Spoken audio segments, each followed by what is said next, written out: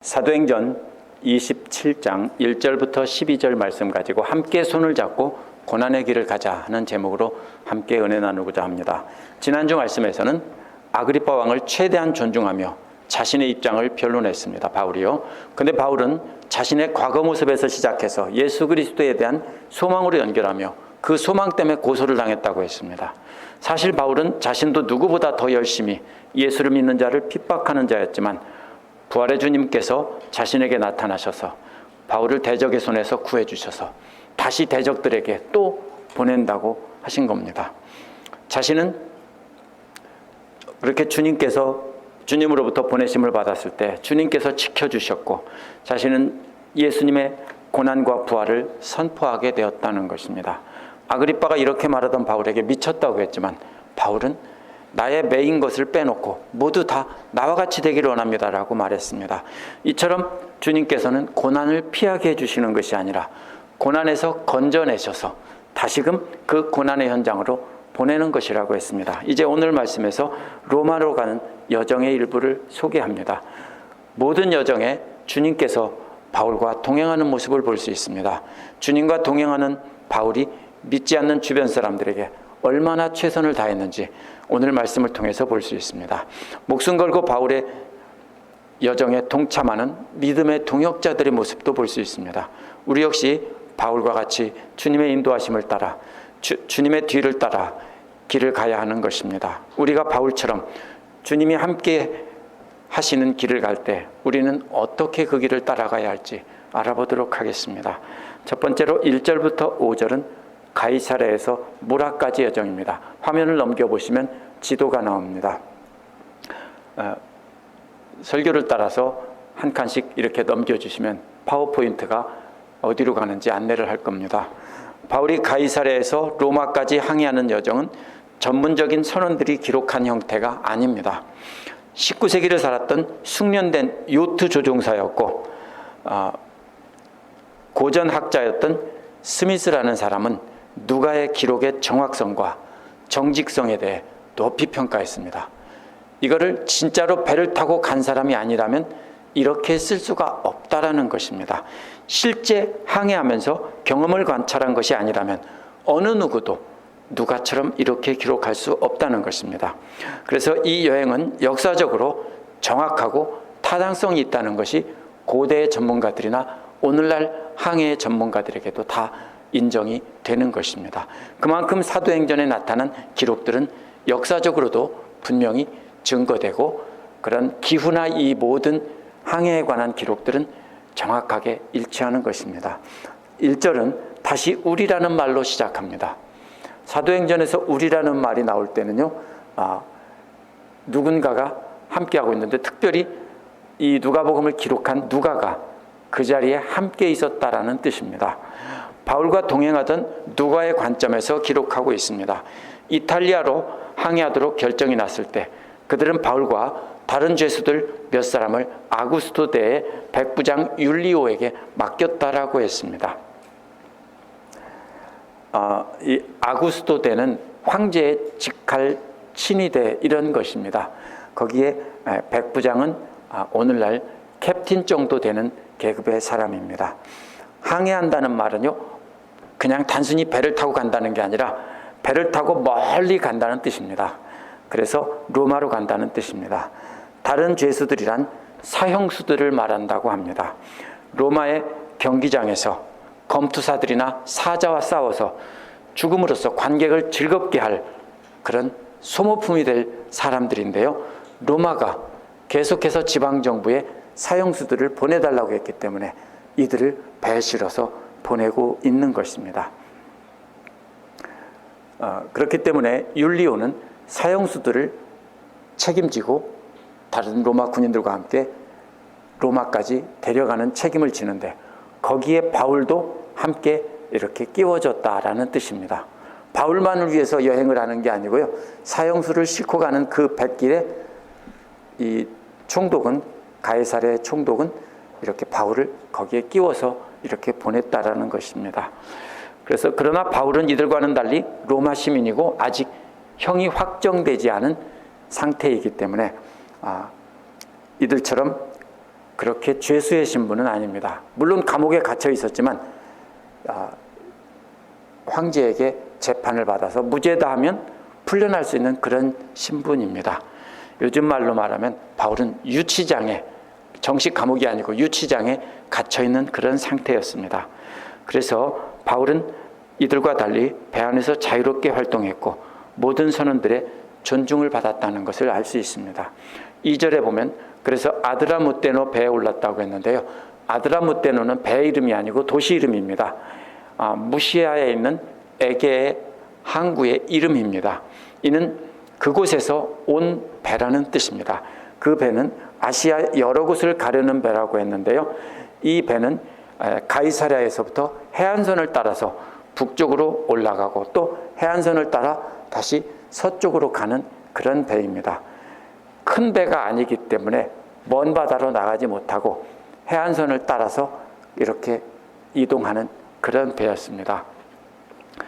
오직 곡식을 실어나는 가장 큰 배들만이 지중해 넓은 바다로 직접 항해하는 것입니다. 따라서 이들이 탄 배는 작은 배입니다. 그렇다고 조그만 조각배는 아니고요. 생각보다는 작지만 물자를 싣고 이렇게 다른 도시로, 다른 나라로 다니던 그런 배입니다. 바울 일행이 탄 배가 바울 일행이 배에 올라서 바다에 나갈 때 마케도니아의 데살로니가 사람 아리스다고가 함께했다고 했습니다. 아리스다고는 누구입니까? 20장 4절에서 바울과 동행했던 사람입니다. 골로새서 4장 10절에서는 함께 죄수된 자라고 했고요. 이 사람은 죄수가 아니면서도 바울과 함께 감옥에 갇혀서 죄수처럼 지냈다는 것입니다. 빌레몬 24절에서는 동역자라고 했습니다. 어떤 사람은 바울의 시중을 들어주던 사람이라고 했는데 이 사람은 단순히 시중을 들어주기 위해서 바울과 함께 했던 것이 아닙니다. 바울을 도와주면서 바울이 몸이 약하고 나이가 먹었기 때문에 옆에서 도와주려고 하는 것도 사실입니다. 그러나 바울과 함께 하면서 바울과 동역하기 위해서 함께 가는 사람입니다. 그래서 위험한 뱃길임에도 불구하고 목숨 걸고 함께 동참하던 믿음의 동료입니다. 2세기에 그리스 철학자 필로스트라투스의 글에 보면요. 아폴로니우스의 제자들은 죽음을 앞두고 아폴로니우스가 항해를 할 때 따라다니던 제자의 수가 34명에서 8명으로 줄었다. 이렇게 기록을 했습니다.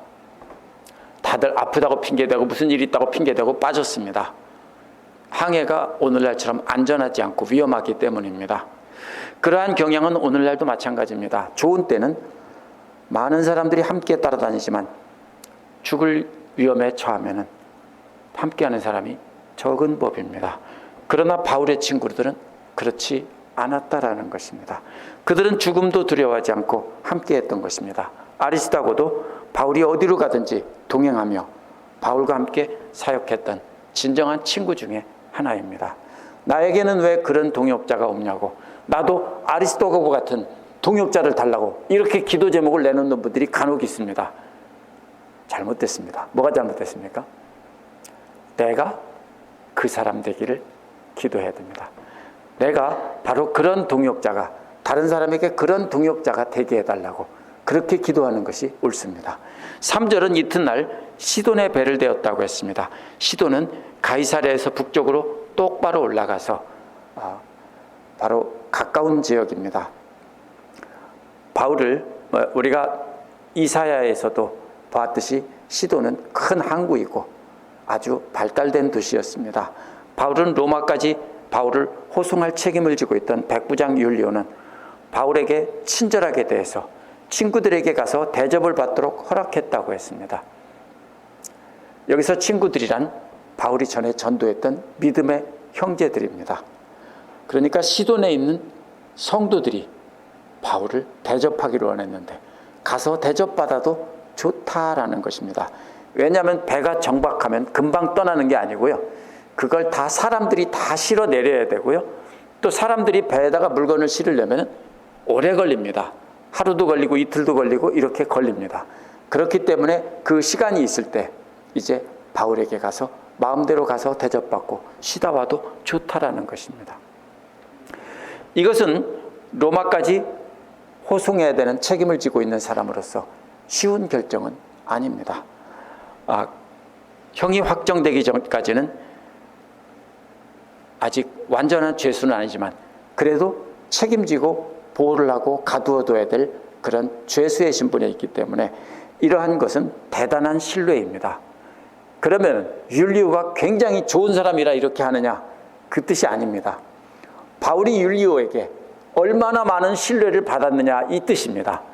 바울이 율리오에게 정말로 예수를 믿지 않는 이방인인데도 친절하게 대하고 예의 바르게 대하고 그에게 인정을 받았다라는 뜻입니다. 얼마나 큰 신뢰를 받았는지 이 사람은 그냥 풀어줘도 좋다. 이렇게 이해한 것입니다. 배가 시돈에 정박하고 있는 동안 바울은 믿음의 형제들과 교제를 나누며 그들에게 음식 대접도 받았겠지만 그들에게 여기 기록되지 않았지만 하나님 말씀을 전하고 이렇게 했을 것입니다. 4절은 시돈에서 다시 배가 멀리 떠나보낸다고 했습니다. 배를 멀리 떠나보내고 있습니다. 맞바람이 불었기 때문에 구브로의 해안을 의지하고 항해했다고 했습니다. 이 구브로의 해안선을 잘 보면 구브로의 키프로스의 북쪽 해안선을 타고 가면 서풍이 불 때 그 비스듬하게나마 섬의 산이나 이런 섬의 지형지물을 이용해서 바람을 막아서 배가 떠내려가지 않게 하기 위해서 이제 섬에 절벽이 있으면 섬의 절벽에 가까이 이렇게 붙어서 항해를 했다는 뜻입니다.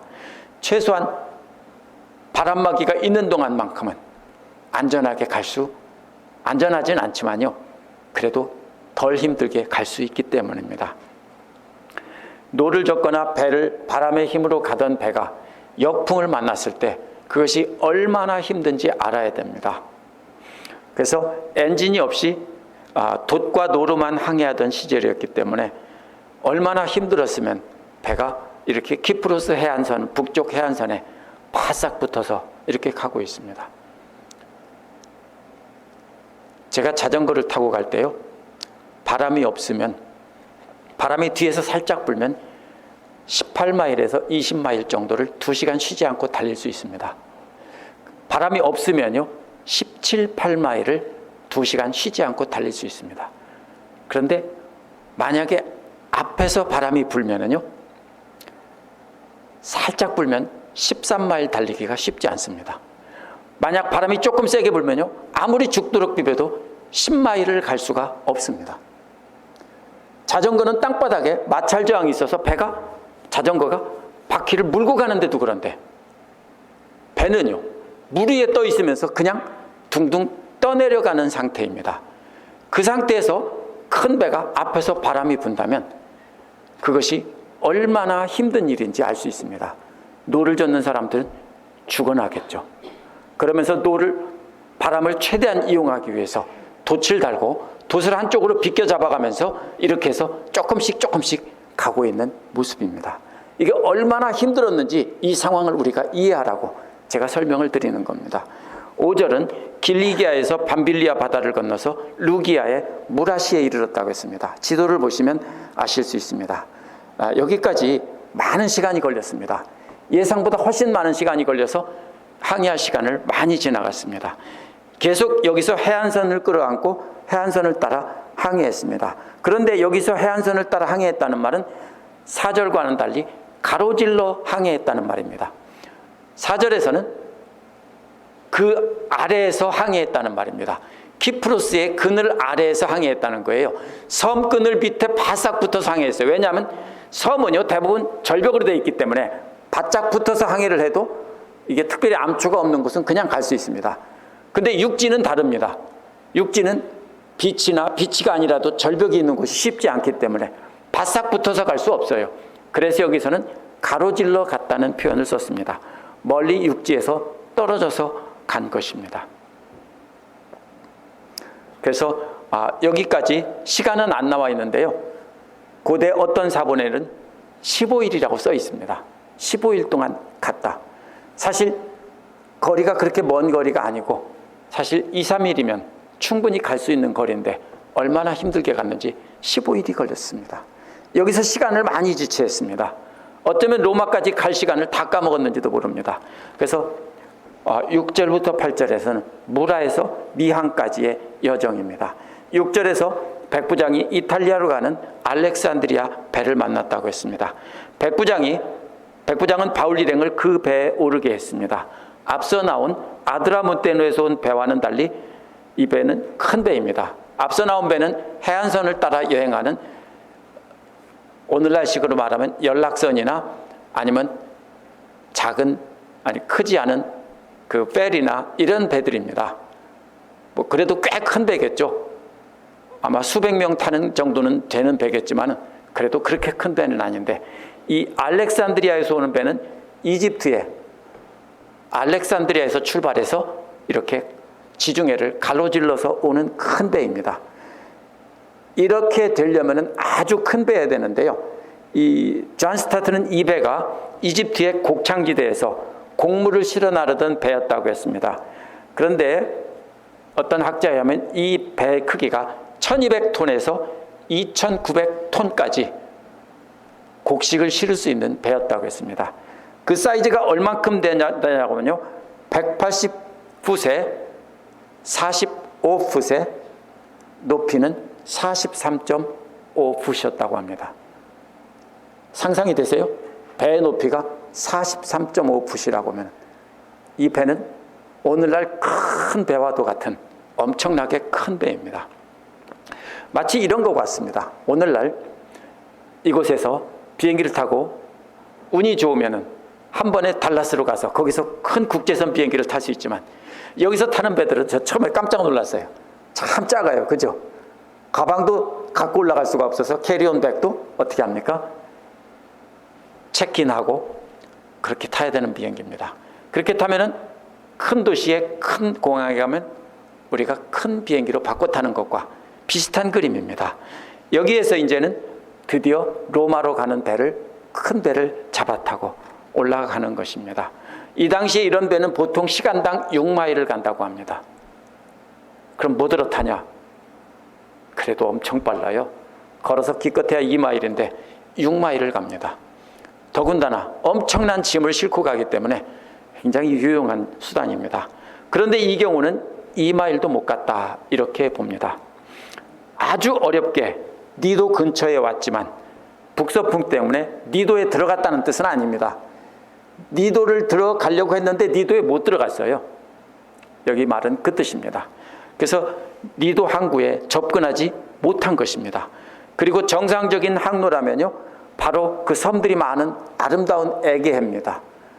거기에 배를 타고 이렇게 가로질러 갈 수 있는데요, 오늘날도 그리스에서 터키에 그 기독교 유적지를 순례하는 프로그램을 따라가면은 거기를 다 그렇게 배를 타고 건너볼 수 있습니다.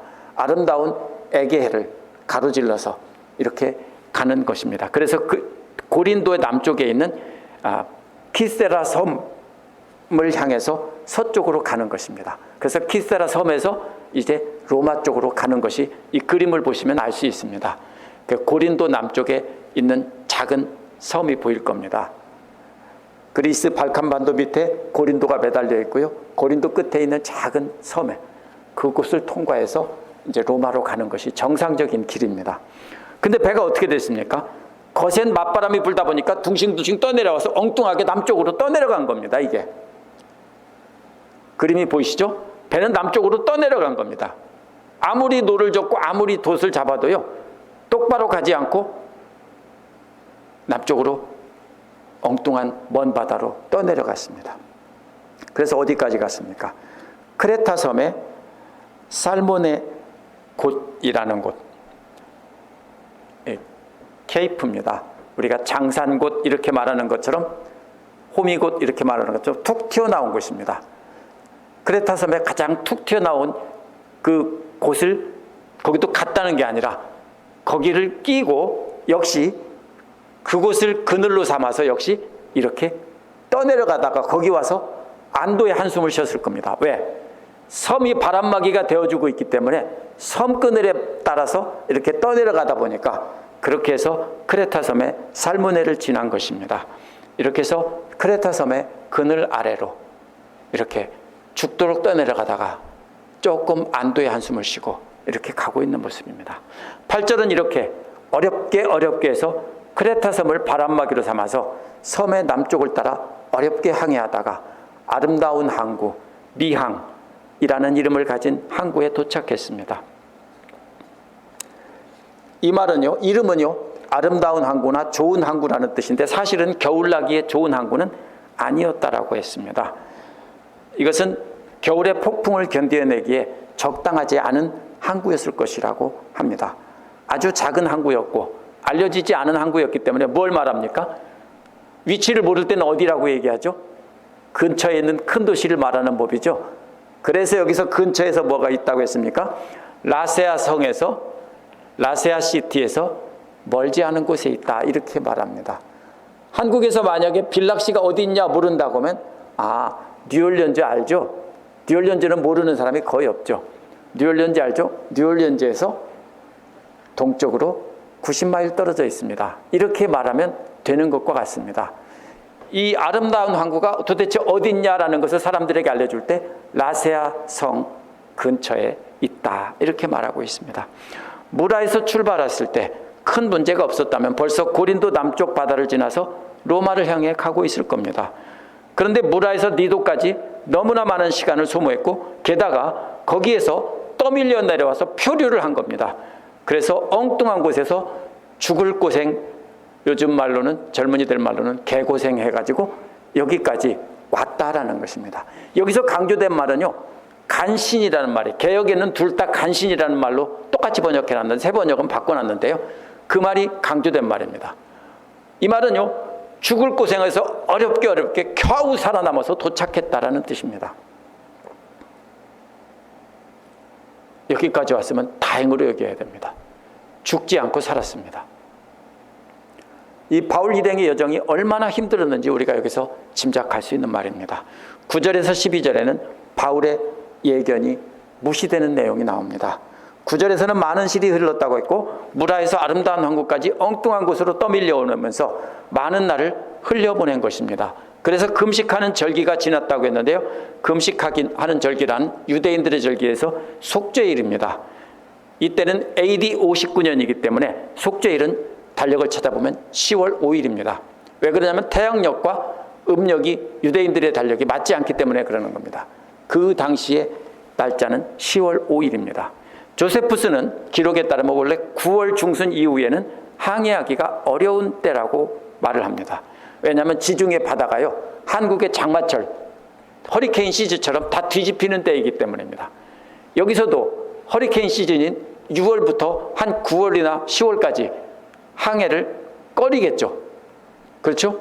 그런 것과 마찬가지입니다. 그래도 오늘날은 배가 크고 동력이 발달했기 때문에 그냥 웬만하면 갈 수 있겠지만 옛날 그 당시에는 날씨가 나쁘면 무조건 죽는 것입니다. 그래서 그 시기는 배를 띄우면 안 되는 시기입니다.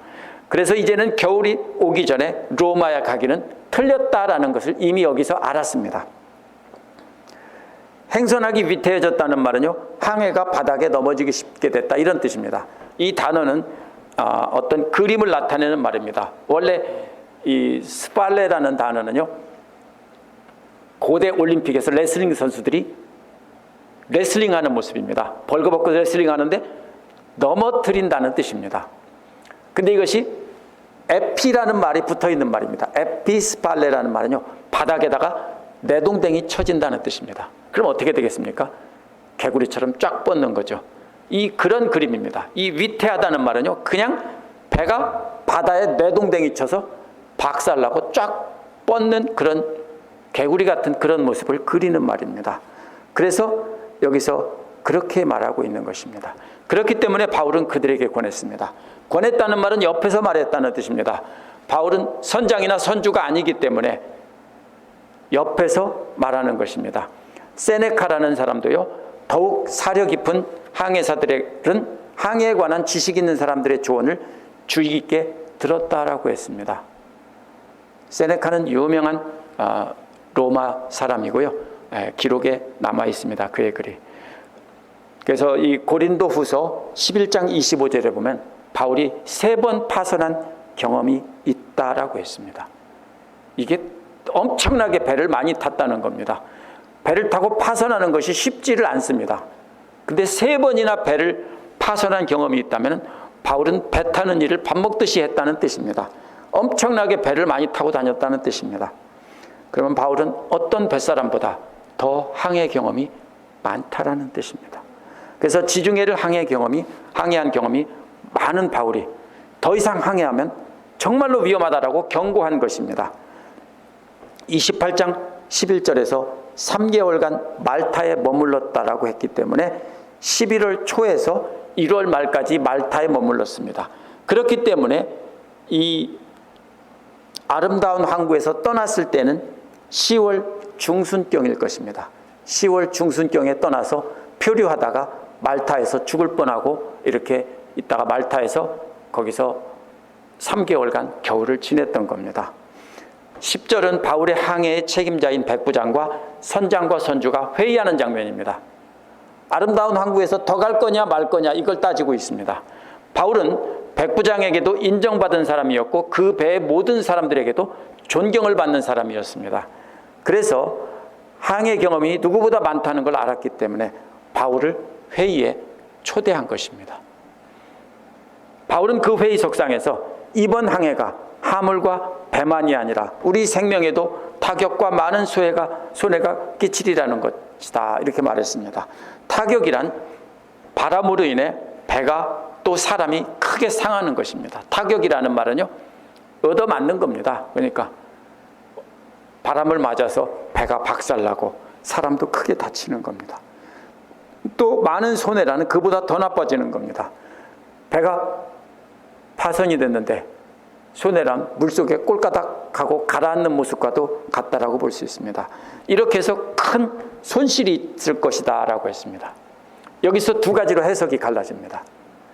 바울은 과연 그것을 어떻게 알았을 거냐? 하나님께서 알려주셨을까? 아니면 자기의 경험으로 지식을 통해서 알게 되었을까? 어떻게 생각합니까? 27장 22절을 보면 답을 할 수 있습니다.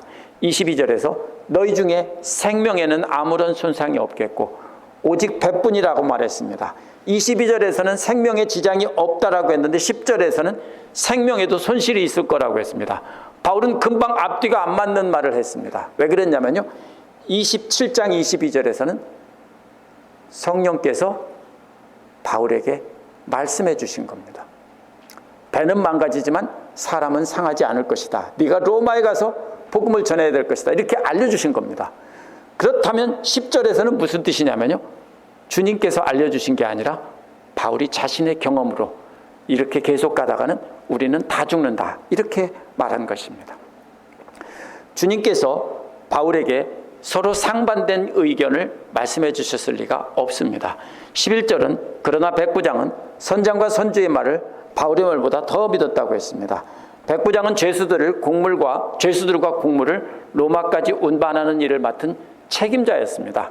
그래서 그 당시에는 곡물을 운반하거나 죄수를 운반할 때 항상 로마 군인 장교들이 배에 타서 이렇게 지키면서 이렇게 가는 것입니다.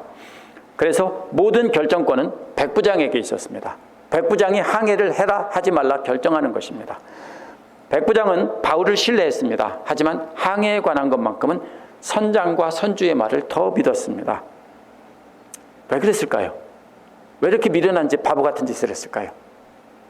사람이란 다 그렇습니다.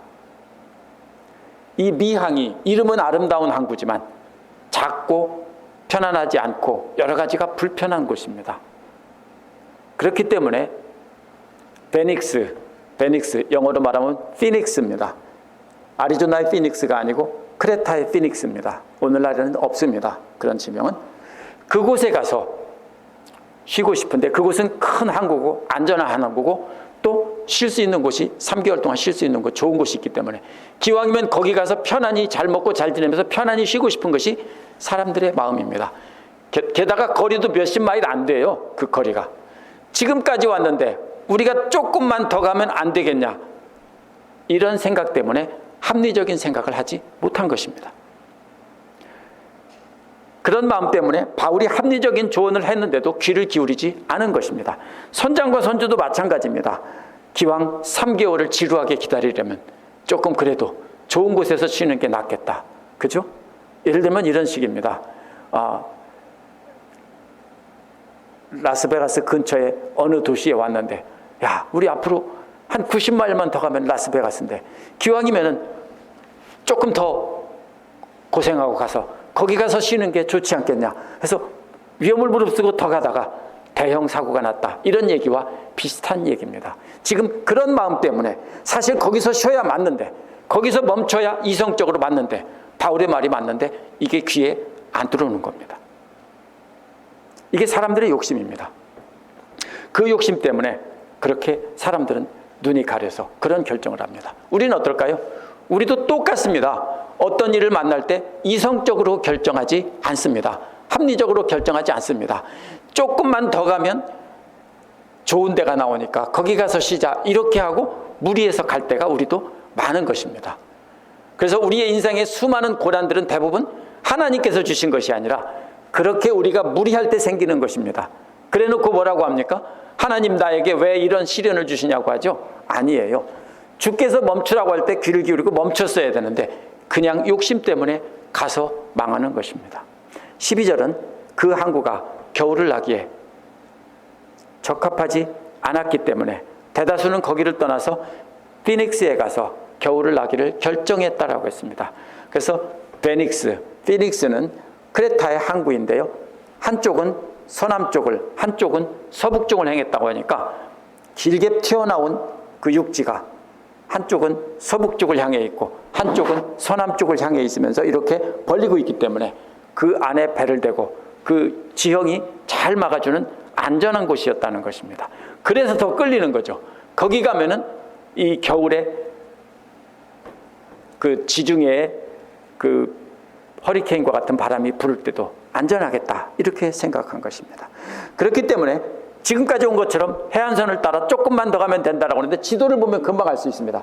이 해안선이요, 지금까지는 이렇게 돼 있기 때문에 서풍을 살짝 막아줄 수 있는, 북서풍이나 서풍을 막아줄 수 있는 상황인데요.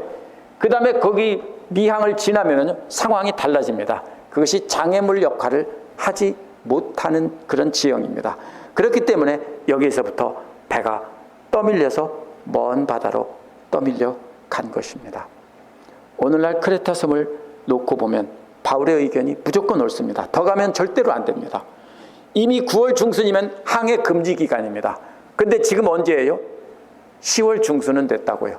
그러면 절대로 항해에서는 안 되는 곳인데 우리 조금만 더 가자, 그래서 망했다라는 것입니다. 바울은 세상 사람들에게도 자신의 경험을 바탕으로 이렇게 합리적이고 지혜로운 조언을 했던 사람입니다. 우리도 마찬가지입니다. 세상에 살면서 우리는 지혜로운 사람이라면 하나님 말씀 때문에만 지혜로운 것이 아니라 세상 지식이나 결정에도 우리는 합리적으로 결정하고 내 욕심을 내려놓고 그렇게 따라가는 태도가 있고 그렇게 조언을 할 줄 알아야 합니다. 그런 지혜가 있는 사람이 되어야 합니다. 오늘 말씀에서 바울이 항해하는 과정을 아주 자세하게 묘사해 놨습니다.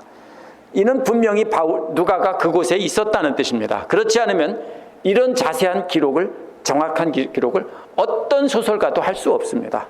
이건 전문가들의 말입니다. 제 말이 아니라.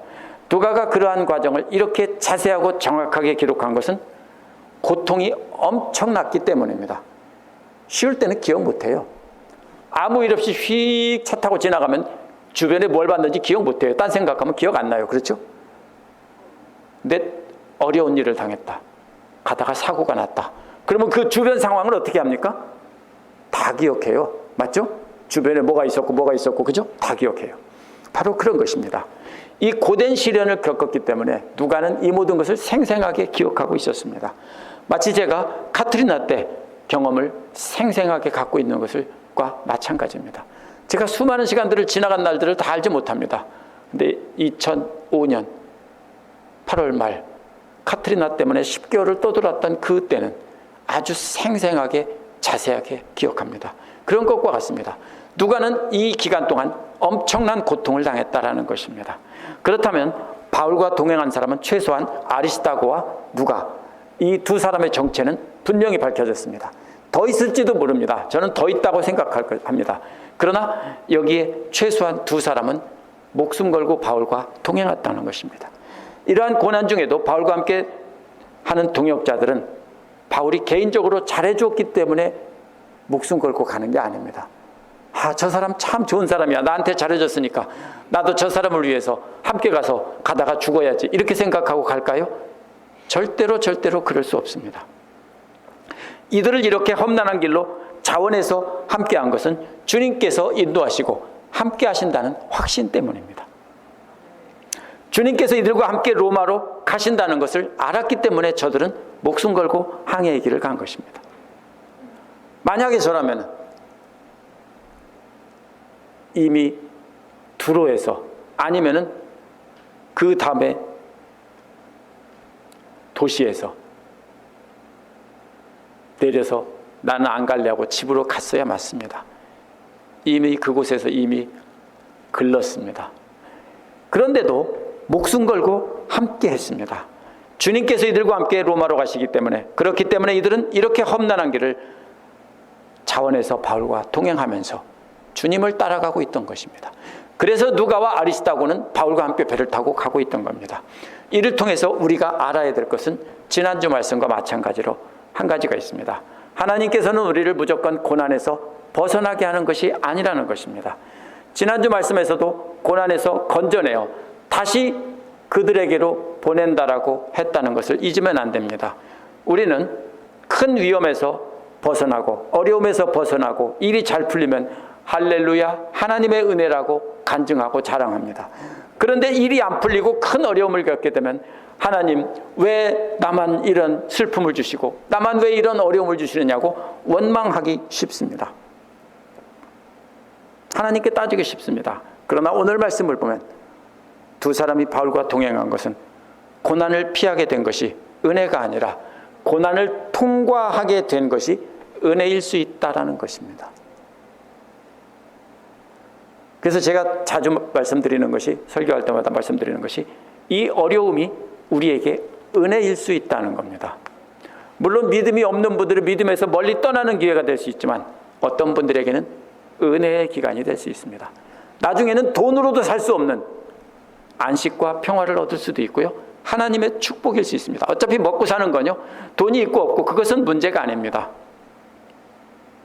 누가와 아리스다고가 고난을 피하지 않고 정면으로 통과해서 죽음의 위기를 넘긴 것입니다. 그렇게 고난의 길을 알면서도 주님께서 인도하시는 길이기에 함께 손을 잡고 그 길을 간 것입니다. 그것이 바로 십자가의 주님을 따라가는 복된 길인 것입니다. 그러므로 우리가 기도해야 될 것은 하나님 이 어려움에서 벗어나게 해주세요 라기보다는 우리가 어려움을 당하면 하나님 이 어려움을 통해서 하나님 뜻을 발견하게 해주세요. 그리고 이 고난에서 건져주셔서 하나님께 영광 돌리게 해주세요. 이렇게 기도해야 됩니다. 이 고난을 잘 통과하게 해달라고 기도해야 되지 벗어나게 해달라고 해서는 안 됩니다. 두 번째로 우리가 오늘 말씀을 통해 알아야 되는 것은 믿지 않는 사람들과 함께한 자리에서도 바울은 그들에게 지도력을 발휘했다는 것입니다. 바울의 지도력의 핵심은 이웃사랑입니다. 백부장 율리오에게도 친절을 베풀었고 그리스도인으로서 차원 높은 인격을 보여주었습니다. 그것은 말을 교양 있게 하고 행동을 친절하게 했기 때문에 이 사람은 그래도 배운 사람이고 로마 사람이고 괜찮은 사람이고 이런 수준이 아닙니다. 그것은 자신을 욕하는 사람에게도 친절을 베풀고 침뱉는 사람도 용서하고 한 그러한 사랑입니다. 믿지 않는 세상 사람들에게도 바울이 그렇게 친절을 베푸는 모습을 보고 감동이 되어서 율리오는 자신이 할 수 있는 최고의 선물을 바울에게 준 것입니다. 당신은 가도 좋습니다. 가서 배가 출항하기 전만 배로 돌아오시면 됩니다. 친구들 만나서 마음껏 지내다 오십시오. 이렇게 최대의 호의를 베풀어 준 것입니다. 선장과 선주도 바울의 이러한 섬김에 감화가 돼서 그 지도력에 감동이 되고 지혜 있는 사람이라는 걸 알아서 자신들의 회의에 바울을 초대한 것입니다. 오늘날 크리스찬들이 약한 것이 이 부분입니다. 교회 안에서는 믿음으로 살고 거룩거룩 찾는데요, 세상에 나가면 전혀 다른 사람처럼 살기 때문입니다. 우리가 말씀을 잘못 배워서 그래요. 바울의 지도력은 원수 사랑에서 멈추지 않습니다. 위기를 만났을 때 자신이 가진 지혜를 활용해서 그들에게 살 길을 제시했습니다. 그러한 조언이 무시되었는데도 자기 그리고 자기들 뜻대로 결정했는데도, 그런데도 바울은 계속합니다. 그러한 조언을 계속합니다. 이것이 바로 원수 사랑하는 마음에서 시작하는 것입니다. 그것이 없다면 바울은 그렇게 할 수 없습니다. 우리의 지도력 역시 마찬가지입니다. 원수까지 사랑하는 그 사랑에서 친절을 베푸는 데서 시작합니다. 그러면서 원수 같은 사람들에게도 살 길을 알려주고 바른 조언을 해주는 우리가 그런 지혜를 가져야 하는 것입니다. 이어지는 다음 주 말씀에서 자신의 말한 대로 그대로 되었는데도 그들에게 또다시 조언하는 바울의 모습을 봅니다. 우리 같으면 안 합니다. 똑똑하니까 너들 마음대로 해봐 그럴 텐데 바울은 그들에게 또 조언을 합니다. 이것이 우리가 해야 될 것입니다. 우리 역시 세상에서 그렇게 원수 사랑에서 시작해서 그러한 믿지 않는 사람에게도 그러한 지도력을 발휘하는 우리가 되어야 됩니다. 그렇게 하면 무시당할지도 모르지만 낙심하지 말고 또 계속 그대로 해야 됩니다. 때가 되면 하나님께서 우리와 함께 하시며 분명한 증거를 보여주실 것이기 때문입니다. 우리 믿는 자들이 여기서 실수를 합니다. 대부분 거룩 찾고 하나님 말씀 따라 살면서 교회 밖에 나가면은 세상 욕심을 따라 살기 때문에 세상 사람들에게 아무 빛이 안 되고 개독소리 듣는 겁니다. 그렇게 지혜로운 조언을 하는 자가 되려면 성경 열심히 읽고 기도 많이 하고 교회에서만 거룩한 그런 또 어디 기둥 위에 올라가서 아니면 그리스의 마테오라 절벽에 올라가서 수도원을 짓고 거기서 그런 거룩이 아닙니다. 오랫동안 그것이 거룩이라고 생각했는데 그것은 잘못된 거룩입니다. 우리는 교회 안의 빛이 아니고 소금이 아닙니다. 예수님이 뭐라고 했습니까? 너희는 세상의 빛이고 세상의 소금이라고 했습니다. 우리가 직장이나 일터나 사업장에서 빛을 발하지 못하면 우리는 그리스도의 사람이 아닙니다. 직장에서는 자기 감정대로 화내고 승질내고 좋아하는 사람만 좋아하고 싫은 사람은 원수처럼 미워하고 그런다면 믿지 않는 사람과 세리와 죄인들도 다 그렇게 한다. 예수님이 이렇게 말씀하지 않습니까? 그것은 크리스찬이 아닙니다. 오랫동안 그것이 크리스찬이라고 생각했는데요. 이 자리에서 분명하게 말합니다. 믿지 않는 사람에게 원수까지도 사랑하며 참으며 용서하며 사랑을 베푸고 친절을 베푸지 않으면 우리는 크리스찬이라고 말할 수 없습니다. 그게 잘 안 되면 열심히 노력하는 태도라도 보이지 않는다면 우리는 더 이상 예수님이 말하는 세상의 빛과 소금이 안 되기 때문에 맛을 잃은 소금이기 때문에 발에 밟히는 소금이 되는 것입니다. 우리는 오랫동안 믿음과 세상을 분리해서 생각했습니다. 세상은 더럽고 악한 것이고 우리는 믿음을 거룩하게 교회 안에서 지켜야 된다 이렇게 생각했습니다. 세상에서는 수단 방법 가리지 않고 자기 유익을 구하면서 교회에서는 믿음의 형제들과 사랑을 나누는 척 연극을 했습니다. 열심히 자신의 자녀들과 가족들을 위해서 이기적인 기도를 하면서 원수 같은 형제자매를 위해서는 기도하지 않고 살았습니다. 그렇게 하면서 주님을 본받는 삶을 살고 있다고 착각을 했습니다. 그렇게 우리는 믿음이란 교회 안에서의 믿음이고 혼자만의 경건이라고 생각해서 악한 세상과는 상관이 없다고 결별을 하고 살았습니다. 그런데 오늘 말씀에 나타난 바울과 누가와 아리스다고를 보면 그래서는 안 된다는 것입니다. 바울만 그렇게 한 것이 아닐 겁니다. 아리스다고와 누가도 역시 여기 나오진 않았지만 바울과 같은 그런 삶을 산 것이 분명합니다. 그렇기 때문에 목숨 걸고 바울과 함께 그 길을 가면서 그들에게 함께 했던 것입니다. 우리가 십자가의 길을 따라 바울과 같은 길을 가는 것은 특별한 것이 아닙니다. 이렇게 은혜 받으면 어디 간다고 합니까? 나도 목회자 되려고 목회자 되고요. 직장 그만두고 저도 그랬지만 또 어떤 사람들은 나도 선교사 되려 하고 다 팔아서 선교지로 갑니다. 안 돼요. 준비되지 않은 사람은 그렇게 가면 안 돼요. 그것이 바울과 같은 길을 가는 것이 아닙니다. 목회자나 선교사 되는 것만이 주님의 십자가의 길을 따라가는 것이 아닙니다. 주님의 십자가의 길은 왜 십자가의 길이냐면요, 우리가 원수 같은 세상 사람들에게도 친절을 베풀어야 되기 때문에 우리 삶 자체가 십자가의 길이고 고난의 길입니다. 만약에 그것을 무시하고 미워할 사람 미워하고 나에게 좋은 사람만 사랑하면 편안한 길입니다. 그런데 원수 같은 사람들을 사랑하고 참으면서 살려면 그거는 죽도록 힘든 고난의 길입니다. 그래서 여기서 말하는 것이 우리는 그 길이 십자가의 길이라고 하는 겁니다. 우리가 세상의 소금이 된다면 우리가 서 있는 그 자리가 십자가의 길입니다. 아닙니까? 직장에서도 십자가의 길이고요. 이웃에게서 모두가 십자가의 삶입니다. 교회 안에서뿐 아니라 교회 밖에서도 철저히 무시당하고 배척당하기 때문입니다. 교회 안에서는 어떻게 합니까? 너만 잘났다 하고 손가락질하고요. 교회 밖에 나가면은 또 손가락질을 당합니다. 그래도 주님의 십자가를 따라가며 바울처럼 그들을 사랑하며 친절을 베풀지 않으면 우리는 아무것도 아닌 겁니다. 이러한 고난의 길을 나 혼자 갈 수 없어요. 바울 혼자 못 가요. 그래서 누가와 아리스다고가 함께 손을 잡고 간 것입니다. 그 길을 우리도 역시 그렇게 가야 됩니다. 우리도 역시 세상에서 원수 같은 사람들에게 친절을 베풀면서 가는 것은 우리 혼자는 안 돼요. 함께 손잡고 가야 됩니다. 친하기 때문에 함께 간 것이 아닙니다. 아무리 관계가 좋아도요, 죽음을 앞두고 있으면 아폴로니우스의 제자들처럼 핑계를 대고 다 도망가게 마련입니다. 모두가 주님의 말씀을 간직하고 주님께 순종할 때 우리는 고난의 길을 함께 갈 수 있습니다. 같은 목표를 보고 십자가를 바라보고 갈 때 우리가 손잡고 함께 갈 수 있는 것입니다. 그렇지 않으면 손 뿌리치고 나 화장실 가야 되겠어 하고 빠져나가는 겁니다. 우리 모두가 그렇게 주님의 말씀을 간직하고 주님의 말씀에 순종해서 함께 손을 잡고 고난의 길을 가도록 합시다. 함께 기도하겠습니다.